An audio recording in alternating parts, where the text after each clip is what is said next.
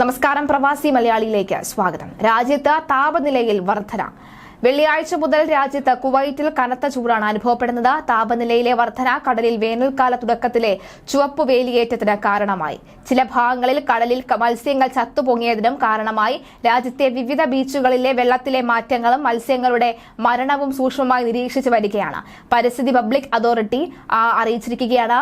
ഷൈറേജ്, Doha, ഷുബൈഖ് ബീച്ചുകളിൽ പരിസ്ഥിതി public authority സംഘങ്ങൾ പരിശോധന നടത്തുകയും സാമ്പിളുകൾ ശേഖരിക്കുകയും ചെയ്തതായി EPA public relations and information director Shaikha al Ibrahim പറഞ്ഞു. പ്രാഥമിക പരിശോധനകളിൽ കടലിൽ ഓക്സിജനെ ഇല്ലാതാക്കുകയും വെള്ളത്തിന്റെ നിറം മാറ്റുകയും ചെയ്യുന്ന ഒരു പ്ലാങ്ടൺ സ്പീഷീസ് സാന്നിധ്യമാണ് കണ്ടെത്തിയിട്ടുള്ളത്. ഇത് മത്സ്യങ്ങളെ ശ്വാസം മുട്ടിക്കുന്നതിലേക്ക് നയിക്കുകയും ചെയ്യും, മരണകാരണമാവുകയും ചെയ്യുന്നുണ്ടെന്നാണ് വിലയിരുത്തൽ. തീരപ്രദേശങ്ങളിലെ മനുഷ്യരുടെ പ്രവർത്തനങ്ങളും ജലത്തിന്റെ ഗുണനിലവാരവും കുറയുന്നതിന് കാരണമാകുന്നതായി ഷൈഖ അൽ ഇബ്രാഹിം പറയുന്നു. കടൽ തീരങ്ങളിൽ ചത്ത മത്സ്യങ്ങളെ കാണുന്നവർ അതോറിറ്റിയെ അറിയിക്കണം. സമുദ്രജീവികളുടെ സുരക്ഷയ്ക്കായി ഉൾക്കടലിന്റെ ബീച്ചുകളിൽ EPA സർവേ തുടരും. അതേസമയം UAE-യിൽ ശക്തമായ മൂടൽമഞ്ഞ് അനുഭവപ്പെട്ടതിനെ തുടർന്ന് LCM ചുവപ്പ് യെല്ലോ അലർട്ടുകൾ നൽകിയിട്ടുണ്ട്.